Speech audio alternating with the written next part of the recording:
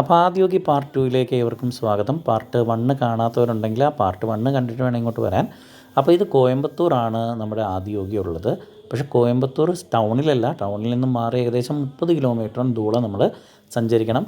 ബസ്സുകൾ ഒരുപാട് അവൈലബിൾ ആണെന്ന് പറയുന്നു. പക്ഷേ ഞങ്ങൾ പോയതൊരു ഓട്ടോയിലാണ്. നമ്മുടെ കോയമ്പത്തൂർ ടൗണിൽ നിന്നും അവർ പോയിട്ട് വരാനായിട്ട് 1300 രൂപയാണ് പറഞ്ഞത്.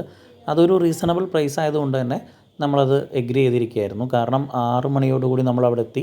1 മണിക്കൂർ ഇഷയിലും 1 മണിക്കൂർ ആദിയോഗിയിലും, അങ്ങനെ 2 മണിക്കൂർ വെയിറ്റിംഗ് കഴിഞ്ഞിട്ട് തിരിച്ചു പോകാനായിട്ടാണ് അദ്ദേഹം 1300 രൂപ ആവശ്യപ്പെട്ടത്. അങ്ങനെ ഞങ്ങൾ ഓട്ടോയിലാണ് വന്നത്. പക്ഷേ അവിടെ എത്തിയപ്പോൾ മനസ്സിലായി ധാരാളം ബസ്സുകൾ അവിടെ സർവീസ് നടത്തുന്നുണ്ട്. ഏതാണെങ്കിലും നിങ്ങൾക്ക് ചൂസ് ചെയ്യാം. അപ്പോൾ ഇവിടെ 7 മണിക്കാണ് എത്തുന്നതെങ്കിൽ നിങ്ങൾക്ക് നല്ലൊരു ലേസർ ഷോ കാണാനായിട്ട് സാധിക്കും. അപ്പോൾ അങ്ങനെ ഒരു പ്ലാൻ ചെയ്തിട്ട് വേണം വരാനായിട്ട്.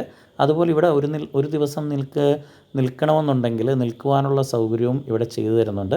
അത് ഓൺലൈനിൽ അവരുടെ സൈറ്റിൽ കയറിയാൽ മാത്രമേ ബുക്ക് ചെയ്യാനായിട്ട് സാധിക്കൂ. അപ്പോൾ ഏകദേശം സമയം 7 മണിയോട് അടുക്കുകയാണ്. ഞങ്ങളെല്ലാവരും ലേസർ ഷോയ്ക്ക് വേണ്ടി വെയിറ്റ് ചെയ്യുകയാണ്. അപ്പോൾ ആദിയോഗിയുടെ മെയിൻ സ്റ്റാച്ചുവിൻ്റെ മുന്നിലായിട്ട് മറ്റൊരു ലിംഗം കൂടിയുണ്ട്. ഈ ധ്യാനലിംഗം എന്നാണ് അതും പറയപ്പെടുന്നത്. അപ്പോൾ എല്ലാവരോടും അവർ അനൗൺസ് ചെയ്തിട്ടുണ്ട്, നിങ്ങളെല്ലാവരും അവിടെ ഇരിക്കുക, ഏതാനും നിമിഷങ്ങൾക്കുള്ളിൽ നമ്മുടെ ലേസർ ഷോ ആരംഭിക്കും എന്നുള്ളത് അവിടെ അനൗൺസ് ചെയ്യുന്നുണ്ട്. അങ്ങനെ ലേസർ ഷോ കാണുന്നതിന് വേണ്ടിയിട്ട് ധാരാളം പേര് അവിടെ വന്നിട്ടുണ്ട്. ഞങ്ങളും കട്ട വെയിറ്റിങ്ങിലാണ്. ആദ്യമായിട്ടാണ് ഞങ്ങളവിടെ പോകുന്നതും ലേസർ ഷോ കാണുന്നതും. അപ്പോൾ ലേസർ ഷോ നമുക്ക് അടുത്ത വീഡിയോയിൽ കാണാം.